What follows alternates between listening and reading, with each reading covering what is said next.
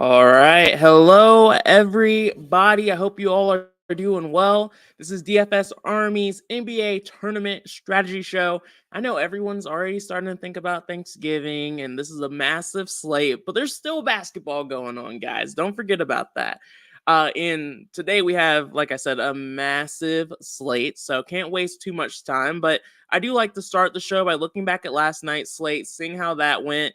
And then, of course, jumping into today's slate and then figure out who we want to be over on, what games we want to target, some situations that we can look to avoid. And there are some pretty chalky plays on the slate that I do not love and want to be under on. So I think we're in for a good time today. But let's go ahead and look at last night. Last night was a pretty good night for me. I know it wasn't great for everyone, though, so I won't pat myself on the back too much, but it was a decent one. I think my top score was at like 338 or close to that, so pretty strong. Garland was a core play for us once we got that news that Donovan wasn't playing and LeVert wasn't playing. Garland made a lot more sense. Colin Sexton, man, those of you who are watching the pre-lock show, we were getting too much Mo Wagner, and I wanted to go higher on Colin Sexton because I liked him more than Mo Wagner, but increasing exposure to him really didn't change things for me too much. We still had some exposure to Sexton, but I was still under the field there. But, still a good night. Austin Reeves wasn't really on him, to be honest. I know we increased exposure to D'Angelo Russell, and that wasn't anywhere near as good as Reeves was. Reeves was out there, he even saw a little bit of run when the blowout started. So interesting rotation and interesting to see what the Lakers did last night. But Reeves got there. Johnson was a core play. I wasn't on Goga as much. Was fine with the little bit I did have, but not a priority for me. Tyrese Halliburton, we had exposure to. I think, do we have a 20% min on him?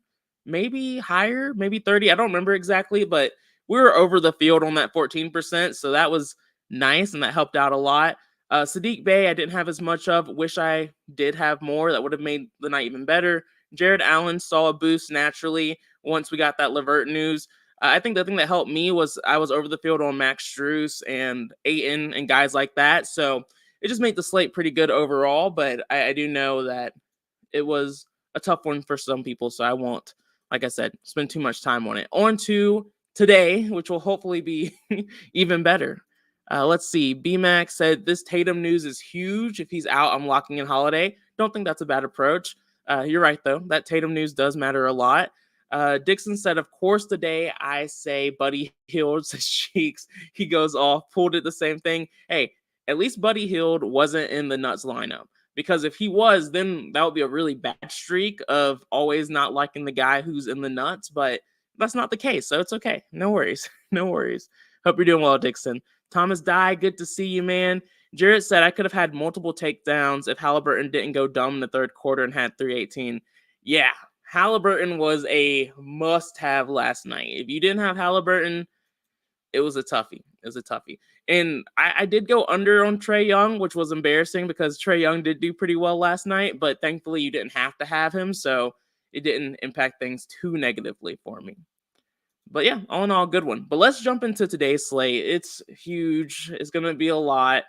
There's some pretty large pieces that we need to keep a close eye on when it comes to injury news.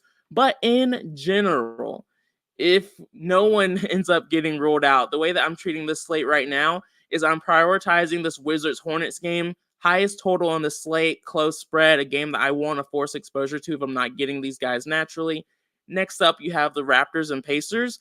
This game is interesting back-to-back for both teams, but decent second highest total or third highest total on the slate. Really close spread at 3.5 points. I like both sides here, and I expect it to be relatively low owned. And then my third favorite game is this Lakers against the Mavericks game, where we know the Mavs aren't a great defense. This is a back-to-back for the Lakers, but it was a blowout, so a lot of these guys didn't see a ton of run yesterday, so I like that game too. But we'll get to all these games here soon. Just wanted to start off by talking about the ones that I am looking to prioritize.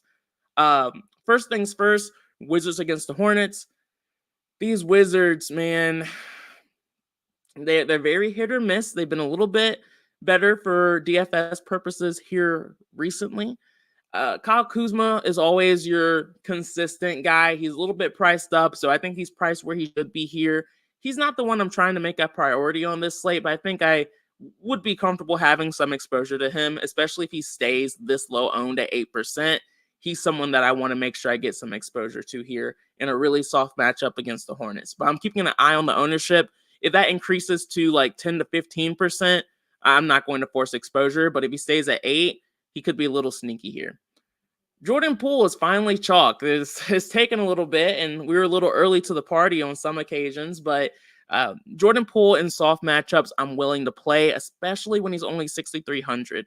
He's a he has a nice usage rate, nice points per minute player, and he's only 6,300 in a soft matchup. I'm going to be at least around field weight, but totally comfortable being significantly over the field here. Plays that get a little more thin, Tyus Jones at 5,400. Think he could be a decent value play if we don't get any crazy injury news that makes any other cheap point guard stand out. Tyus Jones isn't your highest usage guy, so he's not going to be like a top priority for me. But at 4% ownership, I'm comfortable taking shots on him. What's scary as all hell is Daniel Gafford. It's almost like DraftKings wants us to play him tonight. His price tag has only gone down. He's crushed in this matchup already this season. Just because it's happened before in the past, though, doesn't mean it's going to happen again. But I do like playing bigs against the Hornets. He's only 4,200. The only thing that's scaring me is this 54% ownership on a 14-game slate. If you are asking, is he fadeable? Yes, he is definitely fadeable. There are a lot of bigs in really good spots, but I will be around field weight on Daniel Gafford. I love this spot for him. And if I'm slightly over the field on him, I'm okay with that too. Hard to argue against it, guys. I'm just doing it. There is a chalky guy I'm going to be under on. He's one. I'm just willing to eat it. Let's see. Jared. Yeah, I agree. Buddy Hill did most of his points during the final minutes of the game. Yeah, he was disappointing for a while. And I wasn't really too high on Buddy last night, even though he did start. So I wasn't really overly concerned one way or the other. And like I said, he didn't make the 100K winning lineup, so I'm not really upset about that. B-Max said, I came in third last night with a 308 and hitting for 600. Nice, man. Congrats. Love to see it.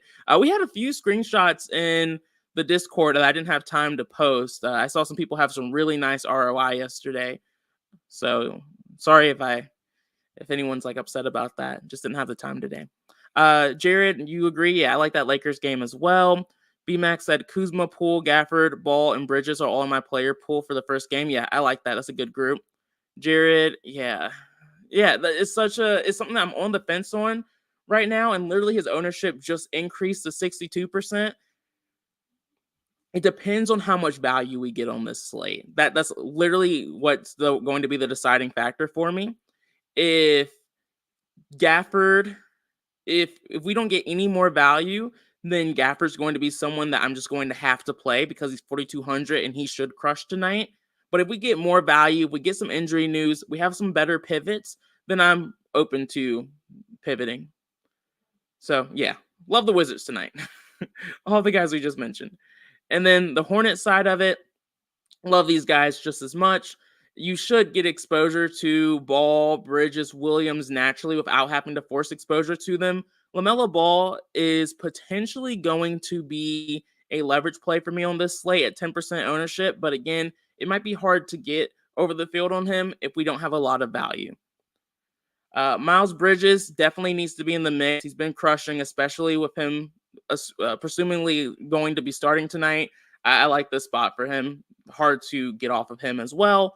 Mark Williams is priced up at 6,500. Never love that, but he also can smash and has smashed already this season. So again, not if he was just as chalky as Gafford, it would be a spot I would want to fade. But with him only being 15% owned because he's more expensive than Gafford, totally fine at least being around field weight, if not even higher on him.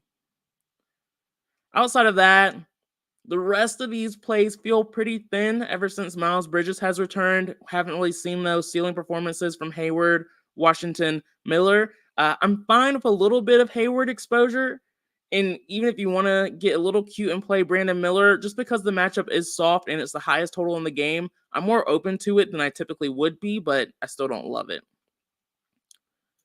BMAC, how do you get into the Discord? So to be a part of the Discord, you have to be a VIP member here at DFS Army. So link is in the description, 10% discount. If you want it, feel free to use the promo code Bob, B-O-B.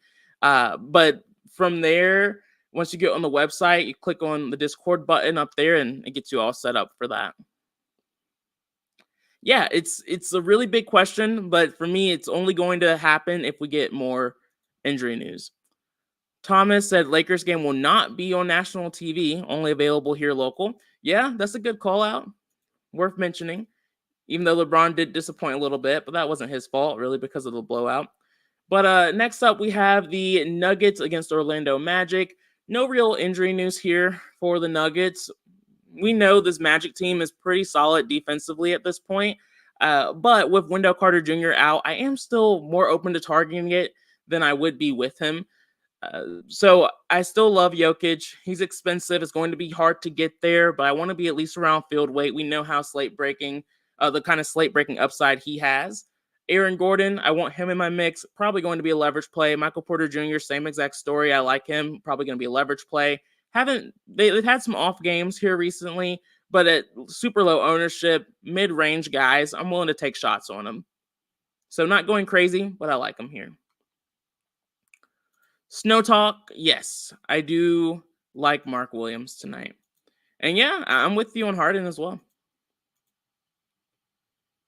And then for the Magic side of things, things are going a little slow for me. Yeah, for the Magic, don't love him, to be honest. Of course, you can take your shots on Paolo. Fultz is listed as TBD. And so with him in this spot, I don't love Paolo. But, if Fultz ends up being out, he becomes viable again as a solid mid-range guy with decent upside at 7,800. But again, don't love picking on the Nuggets, so not a spot I foresee myself getting to, but it's interesting. Suggs has seen a 4.9% increase in usage when Fultz has been out this season. So I do think he could be a little interesting in this spot. But again, I think there's going to be better matchups across the board. So not trying to prioritize this game on this slate. Of course, we have to talk about the Jokic matchup against the Magic too. Coming off of getting ejected, I feel like he might be a little bit PO'd against that. A little bit of narrative going for me there. So again, even though this is a tough matchup, the Magic are really good in the paint right now, even without Wendell Carter Jr. I'm still willing to play Jokic in a tough matchup. Next up, we have the Bucks against the Celtics. Again, this is a spot that is a little bit better to watch than to actually play for DFS purposes. You can always make a case for Giannis, but not a guy I'm trying to prioritize on this slate personally if everyone's healthy, which it appears like they all will be. We currently have Damian Lillard listed as probable. Beauchamp is probable. So worth keeping those guys in mind, and just in case they decide to do something weird here. But assuming they all play, I'm not really excited about anyone here against a good Celtics defense.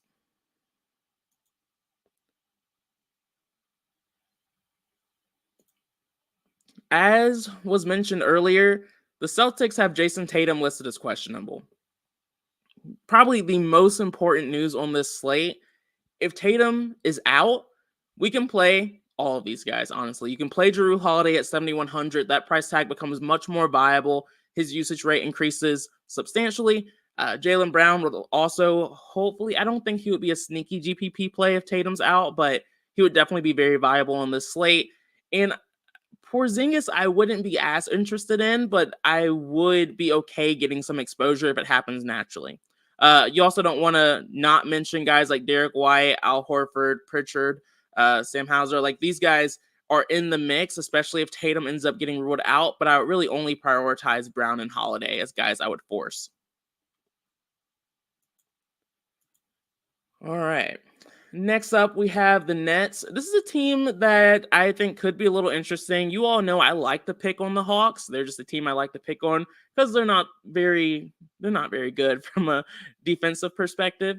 And For the Nets, we have Dennis Smith Jr. listed as out, but none of that really changes too much for me. All I know is the one guy I want to prioritize here is Cameron Johnson. He's still priced appropriate. Well, he's still a little too cheap for the minutes he's playing, for the usage rate he has, and for the points per minute usage he has currently. So he is looking a little chalky at 15%, but I'm totally comfortable being at that 15% or higher.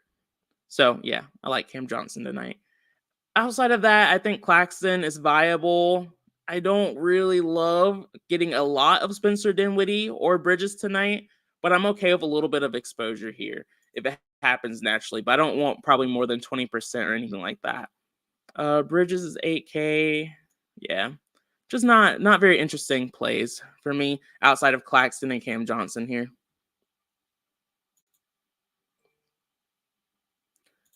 Decent total, though. Nice spread. So I'm not trying to avoid these guys, but like I said, it's Johnson and Claxton. Hawks, interesting. They're on the back end of a back-to-back. They all played last night. It does seem like a slate we can go right back to Jalen Johnson. He's still only 6,400, playing consistent minutes, playing and scoring and getting points in a lot of different ways. Totally fine going right back to him here. At 6,400, he's not going to be a core play or anything like that on this slate, I don't believe, but totally fine getting plenty of exposure to him. Okongwu's price tag is starting to increase a good bit. He's becoming less and less kind of like an optimal backup center play like he was when he was in the 4K range. It's okay if you still get a little bit of him, but not a guy I want a ton of. Outside of that, Trae Young's viable, but not a guy I will be prioritizing tonight. So yeah, not planning on getting too much of the Hawks tonight outside of Johnson.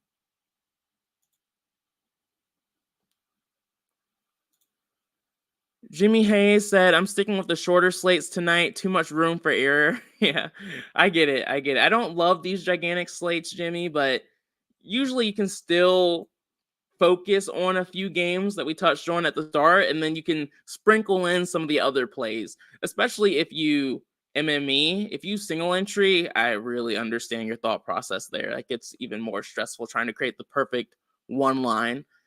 Yeah, a little bit hard. But anyway, looking at the Raptors against the Pacers game, the Raptors are pretty healthy. Thaddeus Young is listed as TBD, but that doesn't really matter that much. The Pacers are also pretty healthy. Nimbard is listed as TBD, but doesn't really move the needle for me too much. Two guys. Well, first, I mentioned that this is a game that I want to prioritize on this slate, so you already know I'm forcing some exposure here. Pascal Siakam, 8K. We like picking on the Pacers. This is a game I'm totally fine going right back to him at. He has been a little hit or miss this season, but Thomas, man, I agree with you completely. I am totally fine going right back here. Michael Ortiz, good to see you, man. Hope you're doing well. Mr. 5, good to see you too. Elephant, yeah, Gafford's going to be so chalky, and he does tend to get into foul trouble a little bit. So there's some reason to not feel like he's an automatic lock. But again, I'll be eating the chalk unless we get better plays. And then I'm also going to play Jakob Poeltl once again here tonight. I like picking on the Pacers front court. He's only 6K. Biggest problem with Poeltl is always his minutes. If he sees more than that 25 number, he usually is able to exceed value. When he sees less, he usually doesn't get there. So always a hit or miss kind of play. Thankfully, he's pretty low owned, so it's pretty easy to get decent leverage here. Let's see. Those are the only guys I'm prioritizing. Of course, I want to think about Scotty Barnes in a nice, fast-paced game. I am leaning towards him also being on my radar as a potential leverage play, but we have to see how the rest of this slate plays out. Love the Raptors. The Pacers are interesting. I feel very similarly about them as I felt yesterday. I know I want to prioritize Tyrese Halliburton. Everyone else, comfortable getting a good mix here. If Buddy Hield ends up getting super chalky, being around 20% owned, I'm totally fine being under on him in this spot. Like I believe it was Thomas mentioned, maybe someone else. Buddy Hield got a lot of those points later in the game when Just when like the points weren't necessary at that point. And I don't, and the rotations for the Pacers have been wild all season. They haven't been very consistent. So if there's a chalky Pacers guy, I'm okay having a little bit of exposure, but I don't plan on exceeding that 20% member projected ownership. I just don't think it's wise to expect the Pacers to do the same thing they did last night when they haven't done that all season. But if you would want to take a shot on another player because you don't like Hield, I think that strategy makes a lot more sense. Now, which Pacers player? I don't really have a lean because, like I said, they've been all over the place. But to me, it makes sense to at least avoid the super chalky one. And if he goes off, it burns me today, but I can live with that. Next up, we have the Heat against the Cavs. Honestly, not a super interesting game unless Donovan Mitchell ends up not playing tonight. For the Heat, Bam Adebayo's probable. Kevin Love is out. So nothing too major here. Looks like Jimmy Butler is projecting well. Once again, if Jimmy Butler was slightly lower owned on a massive slate, if he was around 2 to 3%, I would want more exposure to Jimmy Butler. But him already getting around 10% ownership in the matchup that's not great, I'm not super passionate about it. Let me check the sim right quick. 8K is pretty cheap. But again, I prefer guys like Siakam over him. So Jimmy is viable, but he's just someone I'm not looking to prioritize on this slate. So I'm not looking to play any of the Heat tonight, but if some of them show up naturally, I'm fine with it. Kyle Lowry, if he shows up, I don't want to be over the field on him, but I'm okay with like 5 to 10%. Reasoning being, he's just a low usage guy. He doesn't do a lot when he's out there, and then he's not even out there all too much some games. On the Cleveland Cavaliers side, like I said, I'm only playing these guys if Donovan Mitchell's out. If Donovan Mitchell plays, I'm not playing them. Darius Garland, once again, will be in the mix at 7,900. Core play worthy, potentially. But kind of still on the fence about it. Oh, no Jimmy for Jimmy tonight? Yeah. Not super excited about it. It's just, not the right spot. But I will like the Cavs. We also have Karis LeVert listed as TBD. Honestly, I will do the exact same thing I said I will do yesterday. If LeVert, if Mitchell are out, I'm totally fine playing Craig Porter Jr. again. I'm totally fine playing Max Strus. And I also like Garland a bit more as well. Evan Mobley and then Jared Allen, fine getting more of them naturally if LeVert and Mitchell are out. So there's some scenarios to watch out for there. But more likely than not, assuming Donovan Mitchell plays, no one's playing tomorrow, so I don't foresee myself having a lot of exposure to that game. All right. For the Clippers, this is a team I do like and that I am willing to force exposure to. The Clippers are pretty healthy. Spurs only have Devin Vassell still listed as questionable. But we've seen it now at this point. We've seen Paul George, we've seen Kawhi Leonard, we've seen James Harden do well in soft matchups. The Spurs are indeed that, a soft matchup.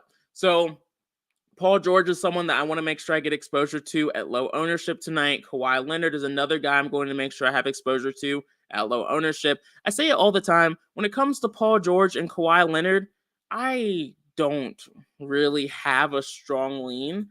Let's see. I'll look a little bit closer at it quickly. Paul George compared to Kawhi, pretty much almost identical plays for me in the sim, but likes Paul George a little bit more. He's also slightly more popular. Like I said, I'm going to be over the field to both these guys tonight. Like the spot for them both.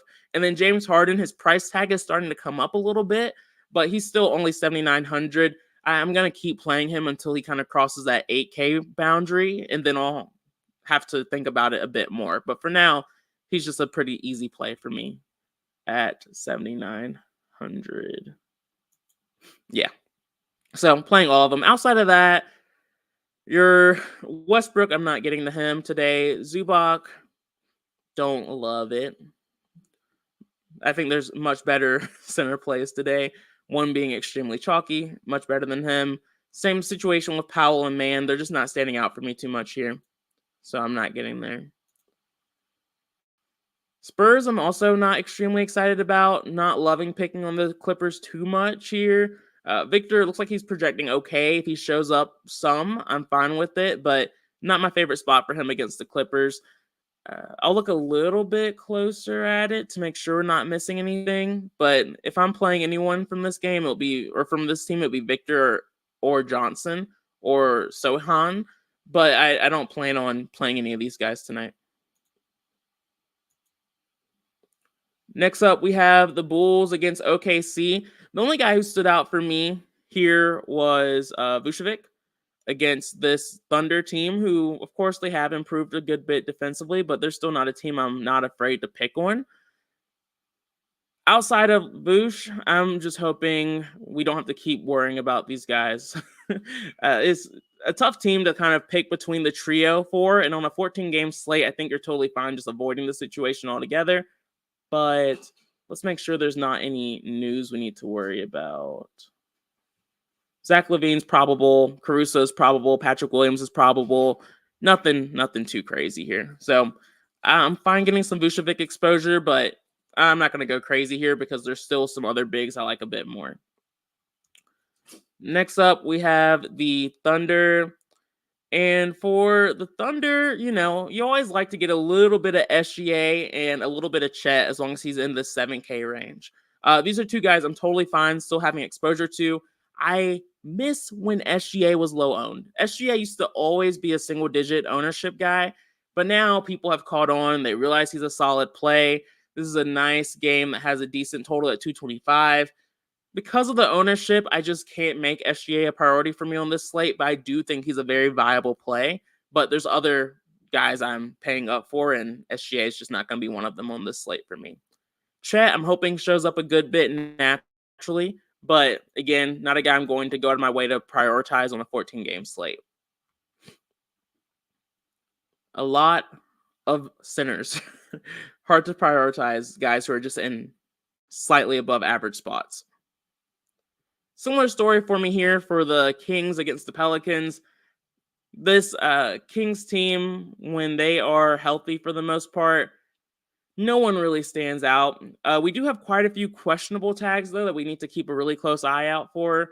Keegan Murray is questionable. Chris Duarte is questionable. Trey Lyles is questionable. Those are the three that matter the most. If Keegan Murray is out, that is a nice increase in usage for pretty much all of the starters, but also guys like Harrison Barnes, which would be a headache, to be honest. But if Murray's out, I will play some Fox. I will play some Sabonis, some Monk, some Herter, some Barnes. I do think that's a totally fine strategy to have for this slate, as long as we get that news in time. Just because Keegan Murray is out there a lot, and although he's not their highest usage player, he is involved from an offensive perspective sometimes. So definitely want to make sure I keep them all in the mix. Next up, we have the Pelicans against the Kings. I'm still going back and forth between Brandon Ingram and Zion here. I do think that I am going to prioritize Zion. I mostly just because of the sim model I utilize and trust a lot. It likes him more than it does Brandon Ingram. I think they're both viable plays, but I like to kind of go heavier on one of the guys in this kind of situation. And so it's going to be Zion for me unless something changes by the time we get to the pre-lock show. All right, 5 games left. We have sped through this and we're powering through. Those of you who have been following basketball this season, you all know the Timberwolves are a pretty good defense, not a team we like to pick on too much. Just like we mentioned yesterday, Joel Embiid, though, is pretty much matchup proof for me. If you want to play a stud who's low owned in a tough matchup, but is, like I said, matchup proof, the ceiling is definitely still there for him in this spot. So I don't think he would be a crazy play if you had like 3 to 5% of him, but he's not someone that you want to prioritize in single entry or you want to have as a core player or anything like that on this slate. So not overly excited about that. Maxey is interesting, but again, hard for me to find a reason to play him in a really tough matchup against the Timberwolves. So I don't foresee myself getting there on this slate, unfortunately. And then Batum, of course, is popping in the sim model, but I can't really find any other reason to play him besides that. if we're extremely desperate for value, I'm okay having some exposure, but not someone I'm trying to get a lot of today. Don't like the Sixers, to be honest. Isaac said LaMelo points plus rebound over lock. Interesting. Okay. I like LaMelo on this slate. I don't think you're crazy if you like him. Next up, we have the Timberwolves. I was really hoping Anthony Edwards was going to be lower owned than 9%. He is only 8,500, which is decent for the kind of upside he brings, but he's not. I just wish he was lower owned, so it'd be really easy to make him a leverage play. But I am going to have exposure to Anthony Edwards tonight. The total game environment isn't great, but at 8,500, he makes a lot work if we don't get more injury news on the slate. If we get more injury news, I'm willing to deprioritize Anthony Edwards and pay up a little bit more. Just depends on how news falls for us today. The Memphis Grizzlies against the Rockets is tough. It's just two god-awful teams going up against each other. And sometimes you see games like this where no one can score. Other times, everyone can score. And if I had to guess, I would expect it just to be one of those games where it's a very low-scoring, gross, hard-to-watch game. But if y'all are true fans of these teams, I guess you're willing to put up with it. The Grizzlies are missing a lot of guys. So John Morant's been out for a while. Luke Kennard is out. Marcus Smart is out. Brandon Clark is out. Xavier Tillman is out. They're missing quite a few guys right now. But no one's still really standing out too much here. The Rockets have improved a good bit defensively this season, so they're not even a team you like to pick on that much. So Desmond Bane is definitely viable here, really being one of the more interesting options. I think Jaren Jackson Jr. could be interesting as well, but I don't foresee myself getting there. This is just a really bad team. I don't love the matchup. I'm not really playing any of these guys, but I think you can make a case for Bane, but I'm not playing them. The Rockets, I think there's still a few interesting pieces here. Fred VanVleet is looking really chalky. Şengün is also looking pretty chalky. I want some exposure to them just because we know they can really feast on soft matchups, which this is for them. And so I'm comfortable being around field weight on these guys, but I still don't want to go crazy here because I just don't expect it. I don't expect the scoring to be there.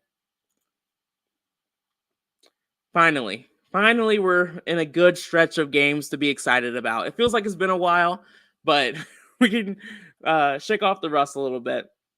For the Jazz tonight, they are looking pretty healthy. Kessler's out still, but that's not new information. John Collins is only 6,700 in a relatively soft matchup against Portland. I am going right back to him once again tonight, and I will be over the field. So he's definitely a potential leverage play for me as well on this slate. Other guys who are viable, but I don't foresee myself getting a ton of exposure to is Lauri Markkanen. I don't foresee that happening, but I understand the play. Jordan Clarkson's a bit more interesting at 7,500, but I think there's better guard plays on the slate. Sexton did well yesterday, but I don't think we need to go back there. Kelly O, you could talk me into, but he's another guy I just don't foresee myself having a lot of. So it's really just John Collins that I'm forcing today, but we'll see if there's other guys we can think of later. For the Trailblazers, DeAndre Ayton, man, once again is going to show up for me. Mr. 5, I know you like Grant with Ayton personally. I know there's been a decent trend with them, but I am still only playing Ayton. It's just what everything points towards for me. Grant, I'll look a little bit closer at just to make sure I'm not missing anything again, but I know Ayton will be on my radar once again. Also, the shade that Devin Booker threw on Ayton last night was tough. If you don't know, I saw a clip where Devin Booker's like, oh yeah, DeAndre Ayton was really good tonight. I just hope he can keep that up every night. And it's just like, can you not? Why'd you have to add the last half? Just say congrats, man. Old teammate. He did all right. He did well last night. Zach said Clarkson killed me last night. Yeah, Clarkson was rough was rough. I think that's part of why I have some interest in him. When someone really sucks one night, but they were on a bit of a heater before that, I'm usually comfortable playing a guy in a bit of a softer matchup where they're in a decent bounce back spot. But I'm not sold on it yet, so like I said, we'll know by the pre-lock show what we're really doing. Fred VanVleet against Harden. For now, I would lean Fred VanVleet in a nutshell. Like if this was just like a 1-for-1, but by the time we get to the pre-lock show, I honestly think I'll be over on Harden. So it will just kind of depend as the slate continues to move on. And as we see what lineup builds actually look like, that's usually how I dictate what I'm going to really do. But right now it's Fred VanVleet. Harden's on the radar. He's coming up, though. So we'll see later. Next up, we have the Golden State Warriors against the Suns. This Warriors team, none of them do anything outside of Curry. And so because of that, Curry is the only guy who's on my radar tonight for this team at extremely low ownership, and he's only 9,300. I'm willing to make him a potential leverage play today, too, so we'll keep a close eye on that. But I like the idea of being over on Curry in this matchup against the Suns, where Vegas has it staying close, and if it's staying close, I have to assume it's because Curry is doing his thing. For the Suns, finally, we saw Nurkic did do pretty well, so shout out to everyone who was yelling at me to play him in the comments yesterday. But today I'm a bit less interested. Watanabe's listed as TBD. That doesn't really move the needle for me. Of course, Beal still isn't playing. I think Nurkic is really the only viable guy here. But like I said, we have a lot of really, really good bigs on this slate. Nurkic right now is probably outside of my top 10. So right now I'm not planning on getting too much exposure to him, but he's on the radar of a guy I want to look a little bit closer at when I compare my bigs because he could be in the mix a little bit. But right now, he's not a top priority for me.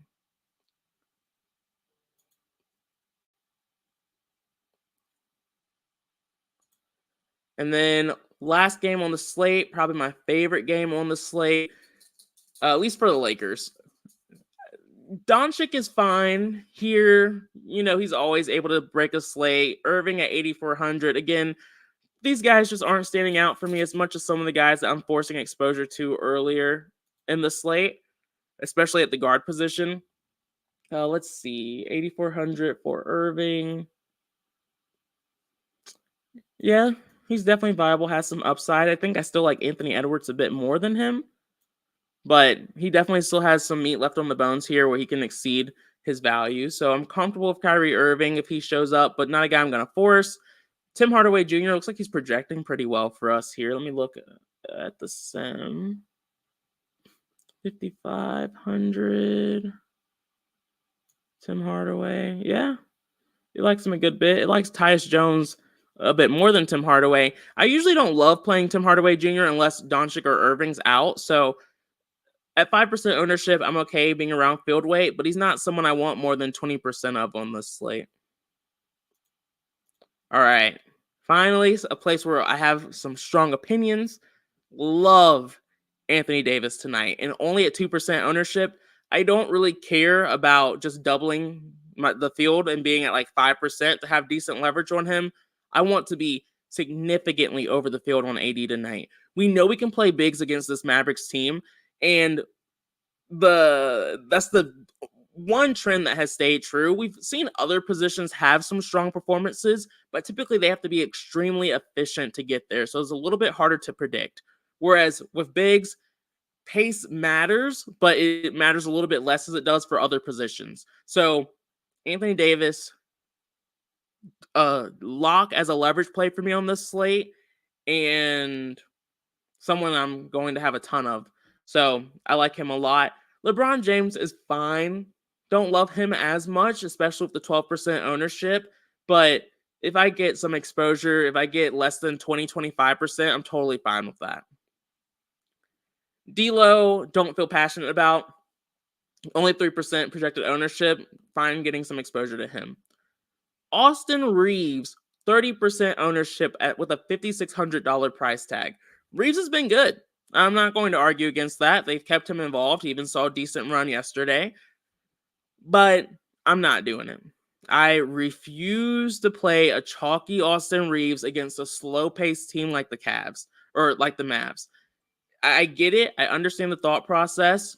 He's been able to exceed value pretty consistently this season, but I draw the line right here.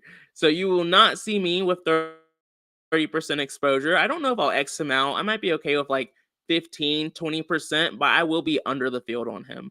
That much I can guarantee, unless his ownership decreases.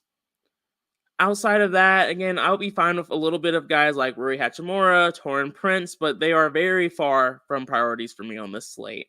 The one or the two strong stands I have here, love Anthony Davis, really dislike Austin Reeves. Horton Tucker or Grayson Allen, ooh, I hate talking about crappy players. I really just let the domination station make those decisions for me most of the time. But gun to head, I would lean Grayson Allen, THT. It's honestly really close. I would lean probably towards THT, but I would really just choose whoever's the lowest owned, to be honest. Philip said, Anthony, I was born with glass bones, Davis. I know, it hurts. It does hurt, but he's helped me win a decent amount of money this season, and he's been very consistent when he's not hurt. So you're pretty much just hoping he doesn't get hurt, which is asking a lot. It's asking a lot from Anthony Davis. I get it. AD, that's a lot to ask for. But as long as he's able to do that, we'll be fine. We'll be fine. And also, since he's so low owned, you could have like 10, 15, 20, 30%. And if he does end up being crappy, it's fine. Zach said, thinking about spending up on bigs and hoping Gafford flops tonight. I ideally, the way lineups work is I'll be over on AD, I'll be over on Jokic, I'll be over on Mark Williams, and I'll be able to be around field weight on Gafford. So hopefully I don't have to have any strong takes there besides just being over on guys who are going to get ignored because some people, can't MME, so they're not able to mix and match like that. Mr. Five said THT and Allen, both garbage. Yeah. It's like, if you're making me play one, I can still choose, but not my favorite plays at those positions. But it's a lot of games. It's kind of hard to keep track of everybody. Mr. Five said, are you going to personally build your player pool tonight? Probably not. I mean, if I run my lines and I feel like I'm not seeing who I like, then I will be willing to. But usually me and the DS are aligned somewhat, so I don't have to unlike guys. When I first started playing DFS, I would uncheck a lot of guys per game, and I would have like a really small pool, and I did fine with that strategy. But not doing it, I did just as well, so wasn't something I have had to do personally. But I don't hate the process. I just feel like usually if you're creating a player pool, you usually end up being mad at yourself more often than not for unchecking someone you should have played. And that was probably showing up in the domination station or whatever optimizer you use. No worries, just saying. Hope you're doing well. Zach, all right, guys. Well, this is the show. Of course, on the pre-lock show, we'll go a bit more in depth. Brandon will be here, and I'll show my actual exposures. I'll show who I'm forcing men's on, who I'm going lower on and putting caps on, and just what we're actually doing with the domination station on this slate. So appreciate you all for sticking around with me and all these crazy games, but look forward to seeing everyone later today at 5:30. Peace out, guys. Have a good Thanksgiving if I don't see y'all later. Bye.